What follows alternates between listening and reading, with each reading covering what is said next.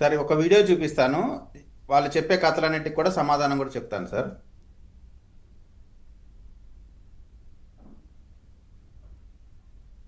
చూశారు కదండి, పోలీసుల్ని ప్రెస్ లో ఉన్నటువంటి పోలీసుల్ని ఏ విధంగా తోస్తా ఉన్నాడు, బూతులు తిడతా ఉన్నాడు అంబటి రాంబాబు. మీరు చూశారు. నాయకుడే ఆ విధంగా ఉంటే ఆయనతో పాటు వచ్చినటువంటి కార్యకర్తలు కానీ లేదా ఆ ముసుగులో వచ్చినటువంటి యాంటీ సోషల్ ఎలిమెంట్స్ కానీ ఏ విధంగా ప్రవర్తించుంటారు? ఆ మహిళలని, అక్కడికి వచ్చినటువంటి నిరసన తెలియజేయడానికి వచ్చిన మహిళల పైన ఏ విధంగా మాట్లాడుంటారో మనం ఊహించుకోవచ్చు. ప్రజలకు కూడా క్లియర్ కట్ గా అర్థమైతా ఉంది. వీళ్ళు ఖచ్చితంగా రాజధాని ప్రాంతంలో ఉండేటువంటి రైతుల పైన దండయాత్రకు బయలుదేరారు. నవ్విపోతురు కాక నాకేటి సిగ్గని. అసలు వీళ్ళు సిఆర్డిఏ పరిరక్షణ కమిటీ ఏంటి? వీరు సిఆర్డిఏ భక్షక కమిటీ. వీళ్ళు ఆ రాజధాని ప్రాంతం పైన అసలు వీరు రాకపోతే పరిరక్షించినట్టే అని అంటున్నారుగా.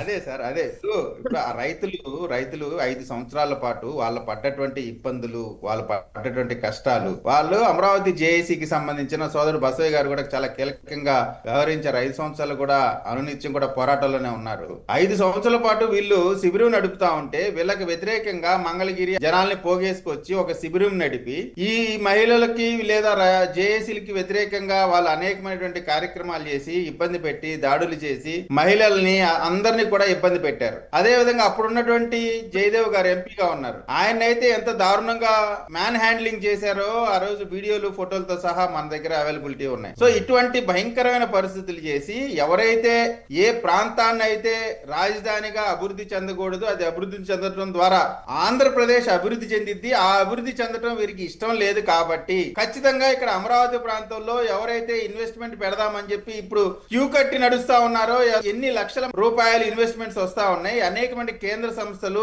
ప్రపంచ వ్యాప్తంగా ఉన్నటువంటి అనేకమైనటువంటి సాఫ్ట్వేర్ సంస్థలు అన్ని కూడా అమరావతి రాజధాని ప్రాంతంలో వస్తున్న దానికి వీళ్ళు దాన్ని ఓర్చుకోలేక ఇక్కడ అభివృద్ధి చెందితే ఆంధ్ర రాష్ట్ర అభివృద్ధి చెందిద్ది, అభివృద్ధి చెందడం ద్వారా మా ఫ్యాక్షన్ రాజకీయాలకి అంతం పలుకుతారు ప్రజలందరూ కూడా కలిసి అనేటువంటి ఒక భయంతో ఈ రోజుని దండయాత్ర చేశారు. అసలు వీళ్ళకి ఏం అర్హత ఉంది? ఎందుకు వెళ్తా ఉన్నారు?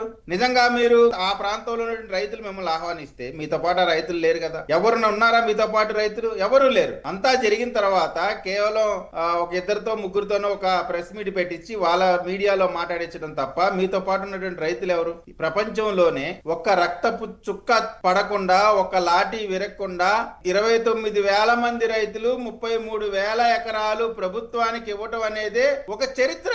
నా భూతో నా భవిష్యత్. కేవలం చంద్రబాబు నాయుడు గారికి ఉన్నటువంటి క్రెడిబిలిటీ పైన నమ్మకంతో ఈ రోజున ఆ రైతులు ఇచ్చినటువంటి పరిస్థితి. అంతేకాదు, ఇంకా 50,000 ఎకరాలు కాదు, ఎంతైనా సరే చంద్రబాబు నాయుడు గారు తీసుకుంటే అది కేవలం ఆంధ్ర రాష్ట్ర అభివృద్ధి కోసమే. ఆ అభివృద్ధిలో మేమందరూ కూడా భాగస్థులు అవుతామని ముందుకు వచ్చినటువంటి రైతులు చూసి వీళ్ళకి దుగ్ధ.